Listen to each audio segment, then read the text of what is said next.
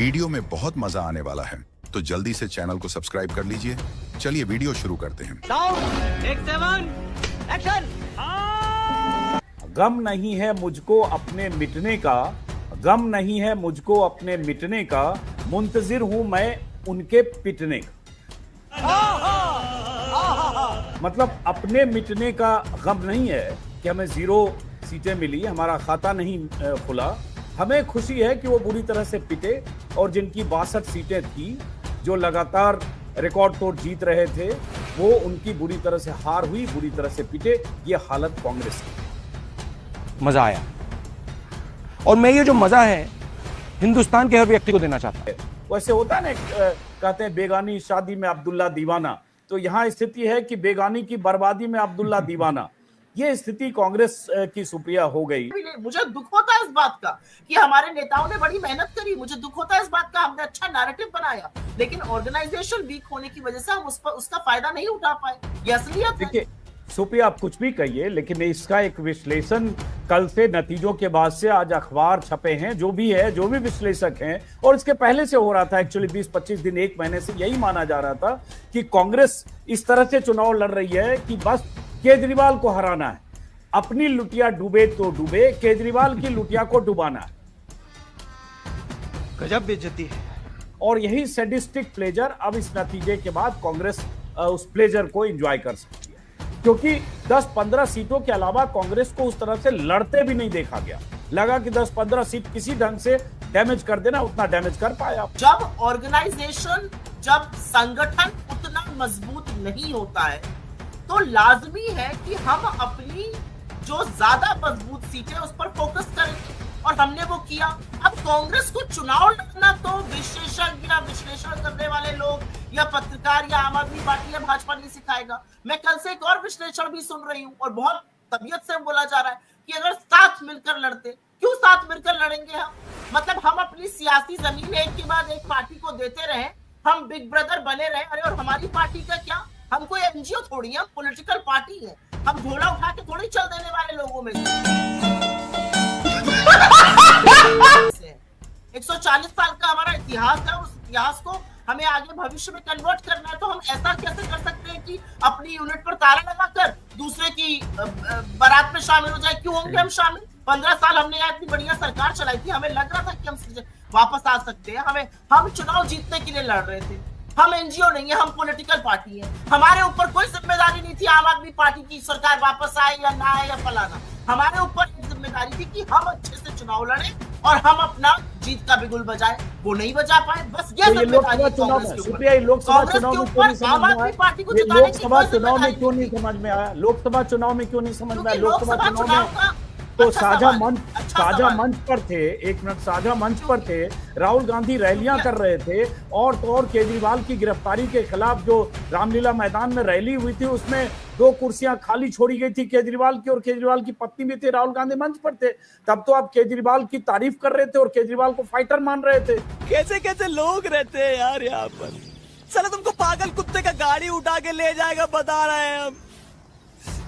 और आज विधानसभा चुनाव में वही राहुल गांधी केजरीवाल को भ्रष्ट, बेईमान और सारी चीजों से नवाज रहे थे। तो ये 5 महीने में ही तो फ्लिप फ्लॉप कांग्रेस का भी स्टैंड हो सकता है।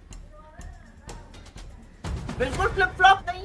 मुझे लगता है हर चुनाव का एक मकसद होता है, हर चुनाव का एक एम होता है, हर चुनाव का एक मोटिव होता है। 2024 का इस देश का जो चुनाव था, वो बड़ा डिसाइसिव चुनाव था। अगर वो साथ मिलकर नहीं लड़ा गया होता, तो नरेंद्र मोदी 240 पर लाकर नहीं उनकी नकेल कसी जाती। 400 का दावा कर रहे थे, संविधान बदलने की बात कर रहे थे, इसलिए सब लोग साथ में आए। हमने अच्छा बढ़िया चुनाव लड़ा और नरेंद्र मोदी जी को 240 पर लाकर पटक दी। लेकिन जो वोटर है, जो लोग हैं, वो तो यही देखेंगे कि भाई शीश महल पहले बन गया था लोकसभा चुनाव के पहले। अरविंद केजरीवाल उस वक्त जेल में थे, तो तब अरविंद केजरीवाल पे सारे आरोप लग चुके थे, सारी इंक्वायरी हो चुकी थी, हो रही थी, और उनको बेल नहीं मिल रहा था। तो वही अरविंद केजरीवाल तब बेईमान नहीं दिख रहे थे, तब शीश महल नहीं दिख रहा था, और अब विधानसभा चुनाव में बेईमान भी हो गए, शीश महल भी हो गया, शराब के घोटालेबाज भी हो गया, झूठे भी हो गए। ये सारे राहुल गांधी के अभी के बयान है विधानसभा चुनाव के समय। तब वो कह रहे थे कि केजरीवाल की गिरफ्तारी लोकतंत्र की हत्या है। तो ये 5-6 महीने में सिर्फ इसलिए मौके के हिसाब से ये भी तो बात हो गई नहीं। तब लगा कि केजरीवाल के साथ आने से दिल्ली में 1-2 सीट जीत सकते हैं, तब वो उनकी बेईमानी को किनारे रख दिया। अब लगा कि हमको जमीन वापस पानी है, खोई हुई जमीन, तो फिर केजरीवाल को बेईमान कहने लगे चुनाव। गजब टू विवाद आदमी। अजीत जी, मुझे समझ में नहीं आ रहा है आपको आपत्ति किस चीज से है? कि हम अपनी खोई जमीन वापस पाने की कोशिश कर रहे थे, कि हमारी वजह से आम आदमी पार्टी हार गई? मुझे समझ में नहीं आ रहा लोगों को आपत्ति क्या है। 5 महीने में मैं आपको बताती हूँ क्या बदला। लोकसभा चुनाव का एक लक्ष्य था कि हमें बीजेपी को समेटना था, बीजेपी को रोकना था। अगर ऐसा नहीं करते तो मैं और आप बैठकर ये प्रोग्राम आज नहीं कर सकते थे। इसके बारे में मुझे रत्ती भर भी संशय नहीं है, क्योंकि अगर 400 आ जाते नरेंद्र मोदी के, वो इस देश का संविधान बदलने के लिए तैयार खड़े थे। वो कि देश काल परिस्थिति के हिसाब से अब ये चुनाव हुए और उस चुनाव में बीजेपी ने एक तरह से हिस्टोरिकल विन, 27 साल बाद बीजेपी का वनवास खत्म हो गया। बीजेपी के वोट शेयर में जबरदस्त इजाफा हुआ। बीजेपी ने पिछली बार के चुनाव से 40 सीटें ज्यादा जीत ली। आम आदमी पार्टी 22 पर रह गई। लेकिन देश काल परिस्थिति के मुताबिक कांग्रेस का जो इजाफा है, मैं फिर रिपीट करूंगा, अप्रिय लगेगा, लेकिन ग्रैंड ओल्ड पार्टी, उसका इजाफा है सिर्फ 2% वोट, 0 सीटें, 67 सीटों पर जमानत जब्त, जिसका हेड ऑफिस दिल्ली में है, सारे हाई कमान और पावर सेंटर सारा दिल्ली में। तो दिल्ली में आपकी ये बुरी गत क्यों हो गई? क्या इसका असेसमेंट नहीं था, या इसी के लिए लड़ रहे थे जो बार बार मैं पूछ रहा हूं? बात तो सही है। दौड़ना तो पड़ता है। मुझे ऐसा लगता है कि दिल्ली में गलती इसलिए हुई क्योंकि दिल्ली में हमने अपने संगठन पर वो ध्यान नहीं दिया जो हमें देना चाहिए था। हमें दिल्ली की कैंपेन बहुत पहले से शुरू करनी चाहिए थी। हमें अपने संगठन को मजबूत करने पर फोकस करना चाहिए था। हमें अपने चाहे वो डिस्ट्रिक्ट प्रेसिडेंट्स हो या ब्लॉक प्रेसिडेंट्स हो, वो बहुत पहले बना देने चाहिए थे। मुझे लगता है बहुत सारी चीजों पर जब विवेचना होती तो इन सब चीजों पर चर्चा होगी।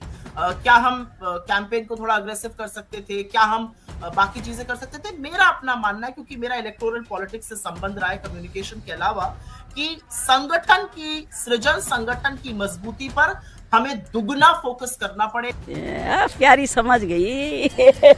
अगर ये पूछें कि आपके लिए, कांग्रेस के लिए इस चुनाव के नतीजे का क्या टेक अवे है 0 सीट और 6.2% वोट के अलावा? मुझे ऐसा लगता है कि we have to go back to the drawing board और हमें बिल्कुल नए सिरे से दिल्ली में पार्टी के बारे में विचार कर।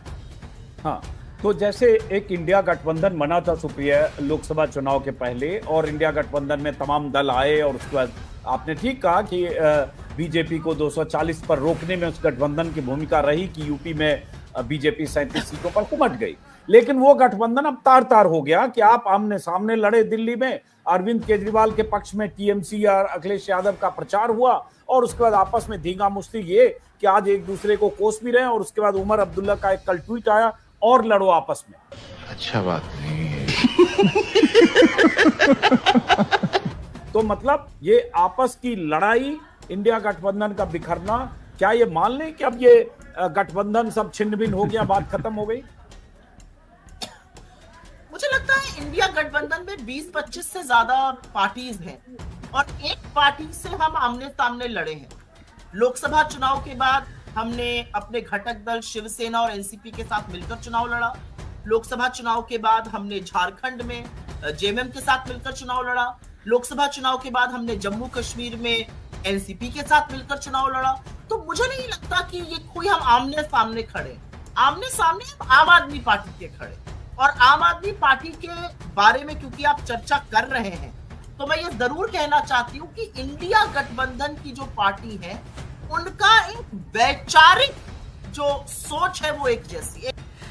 इतना मत फैल, फट जाएगा।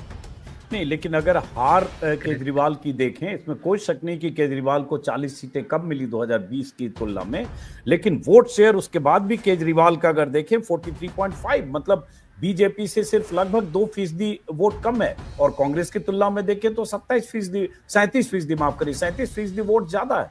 तो पार्टी ने वोट एक्वायर किया 43%, केजरीवाल की पार्टी ने।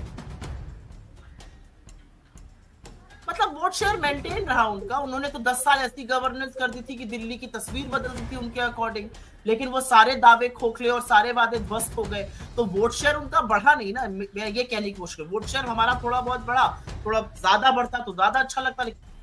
मजा आया, और मैं ये जो मजा है हिंदुस्तान के हर व्यक्ति को देना चाहता हूं।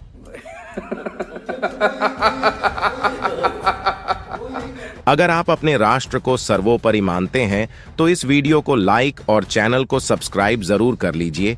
इसी तरह के राष्ट्रवादी सोच वाले डिबेट को देखते रहे। धन्यवाद। भारत माता की जय।